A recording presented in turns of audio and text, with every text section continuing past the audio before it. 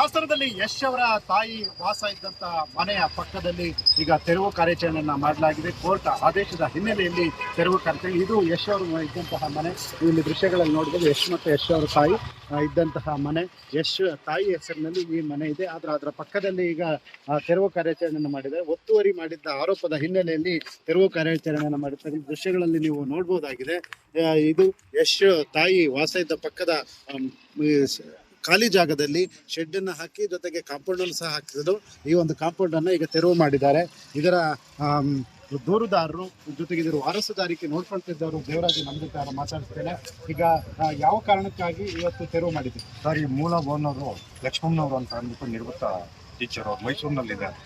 ಅವರು ವಯಸ್ಸಾಗಿದೆ.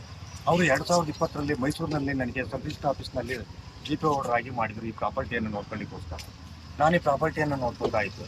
ಹಾಗೆ ಆ ಸಂದರ್ಭದಲ್ಲಿ ಯಶೋರ ಕುಟುಂಬದವರು ಇಲ್ಲಿ ಕಾಂಪೌಂಡ್ ಹಾಕಲಿಕ್ಕೆ ಶುರು ಮಾಡಿದ್ರು. ಶುರು ಮಾಡಿದ ಸಂದರ್ಭದಲ್ಲಿ ನಾನು ನನ್ನ ಜಾಗಕ್ಕೆ ಯಾತಕ್ಕಾಗಿ ನೀವು ಕಾಂಪೌಂಡ್ ಹಾಕ್ತಿದ್ದೀರಾ ಅಂತ ನಾನು ಹೇಳಿದಾಗ ನಮ್ಮದು ಜಾಗ ಅಂತಂದ್ರು. ಈಗ ಒಂದು ಕೇಂದ್ರ ದಾಖಲಾತಿ ಅಂತ ನಾನು ಹೇಳಿದೆ. ಅವಾಗ ನನ್ನಲ್ಲಿದ್ದ ದಾಖಲಾತಿಯನ್ನು ಕೂಡ ಅವ್ರು ಕೇಳಿದಾಗ ಅವರಿಗೆ ಮೇಡಮ್ಗೆ ನಾನು ವಾಟ್ಸಪ್ ಮಾಡಿದೆ. ನಂತರ ನಾನು ಕಂಪ್ಲೇಂಟ್ ಕೊಟ್ಟೆ. ಕಂಪ್ಲೇಂಟ್ ಕೊಟ್ಟಾಗೂ ನನಗೇನು ಪ್ರಯೋಜನ ಆಗಿಲ್ಲ. ಅಲ್ಲಿಂದ ನಾನು ಹಾಸನ ನ್ಯಾಯಾಲಯಕ್ಕೆ ಹೋದೆ. ನ್ಯಾಯಾಲಯದಲ್ಲಿ ನ್ಯಾಯಾಧೀಶರು ಏನೇನು ಕೇಳಿದ್ರು ದಾಖಲಾತಿಗಳನ್ನು ಎಲ್ಲರೂ ನಮ್ಮ ವಕೀಲರ ಮುಖಾಂತರವಾಗಿ ನಾನು ಒದಗಿಸಿದಾಗ ಈಗ ನ್ಯಾಯಾಲಯದಲ್ಲಿ ನಮ್ಮಂತೆ ತೀರ್ಪು ಆಯಿತು. ತೀರ್ಪು ಆದಮೇಲೆ ಆ ತೀರ್ಪಿನ ನೋಟಿಸನ್ನು ತಂದು ನಾನು ಕಾಂಪೌಂಡಿಗೆ ಅದನ್ನು ಅಂಟಿಸ್ದೆ. 2 ತಿಂಗಳ ಹಿಂದೆ ಅಂಟಿಸಿದಾಗ ಮೇಡಮ್ ಒಂದು ಮಾತು ಹೇಳಿದ್ರು, ನಿಮ್ಮದೇ ಜಾಗ ಅಂತ ಆದರೆ ನಾನು ಕಾಂಪೌಂಡ್ ಹಾಕಿದ್ರು ಕೂಡ ನಾನು ಬಿಡ್ತೀನಿ ಅಂತ ಹೇಳಿದ್ರು. ಆ ಮಾನವೀಯತೆಯ ದೃಷ್ಟಿಯಿಂದ ನಾನು ಅವರಿಗೆ ಗೊತ್ತಿರೋದ್ರ ಮುಖಾಂತರವಾಗಿ ಒಂದು ಮೀಟಿಂಗ್ ಕೊಟ್ಟು ಬಗೆಹರಿಸ್ತಾನ ಅಂತ ಅಂದ್ಬಿಟ್ಟು ಕೇಳಿದೆ. ಬರ್ತೀವಿ ಅಂದವರು ಬರಲಿಲ್ಲ. ಇವತ್ತು ನ್ಯಾಯಾಲಯದ ಆದೇಶದ ಹಿನ್ನೆಲೆಯಲ್ಲಿ ಇವತ್ತು ಈ ಥರ ತೆರವು ಮಾಡಿದ್ದೆ. ನಮ್ಮಂತೆ ಪ್ರಾಪರ್ಟಿ ಆದಮೇಲೆ ಆ ನ್ಯಾಯಾಲಯದ ಆದೇಶ ಆದಮೇಲೆ ನಾವು ಈಗ ನಮ್ಮ ಜಾಗವನ್ನು ನಾನು ಕ್ಲೀನ್ ಮಾಡ್ತೀವಿ. ಇದು ಪೂರ್ವ ಪಶ್ಚಿಮ 100 ಅಡಿ, ಉತ್ತರ ದಕ್ಷಿಣ 50 ಇದೆ.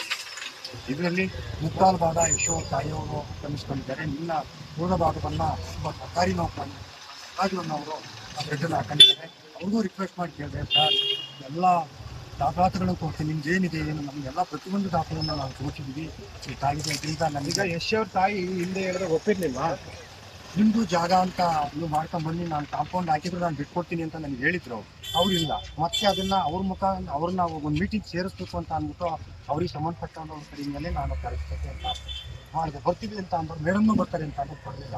ಒಂದು ಮೀಟಿಂಗು ಮುಗಿತು, 2ನೇ ಮೀಟಿಂಗ್ ಯಾರು ಬರ್ತಾರೆ ಅಂತಂದ್ರೆ 2ನೇ ಮೀಟಿಂಗೂ ಬರಲಿಲ್ಲ. ಅದರಿಂದ ಇಷ್ಟ ಆಗಿದೆ, ಇದರಿಂದ ನಮ್ಮ ಜಾಗನ ನಾನು ಇದನ್ನು ಇದು ಮಾಡ್ಕೊತಿದ್ದೀನಿ. ನಾವು ರೈತರು, ನಾವು ಬಡವರು, ದುರ್ಬಲರು, ನಮಗೆ ಇಂಥ ದೊಡ್ಡವರಿಂದ ಇಂಥ ಒಂದು ಅನ್ಯಾಯ ಆಗಿದೆ.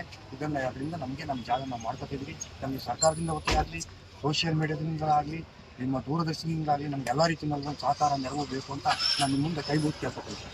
ಇದು ದೇವರಾಜ್ ಅವರ ಮಾತುಗಳು. ಯಶ್ ಅವರ ತಾಯಿ ಒತ್ತುವರಿಯನ್ನ ಮಾಡಿದ್ರು, ಕಾಂಪೌಂಡ್ ಅನ್ನು ಸಹ ಹಾಕಿದ್ರು. ಈ ಹಿನ್ನೆಲೆಯಲ್ಲಿ ಇಂದು ನ್ಯಾಯಾಲಯದ ಆದೇಶದ ಹಿನ್ನೆಲೆಯಲ್ಲಿ ಇಂದು ತೆರವನ್ನ ಮಾಡಿಸಿದ್ದೇವೆ ಅನ್ನುವಂಥ ಮಾತುಗಳನ್ನು ಹೇಳ್ತಾ ಇದ್ದಾರೆ. ಹಾಸನದಿಂದ ಕ್ಯಾಮ್ರಾಮನ್ ಶರತ್ ಜೊತೆ ಹರೀಶ್, ಏಷ್ಯಾನೆಟ್ ಸುವರ್ಣ ನ್ಯೂಸ್.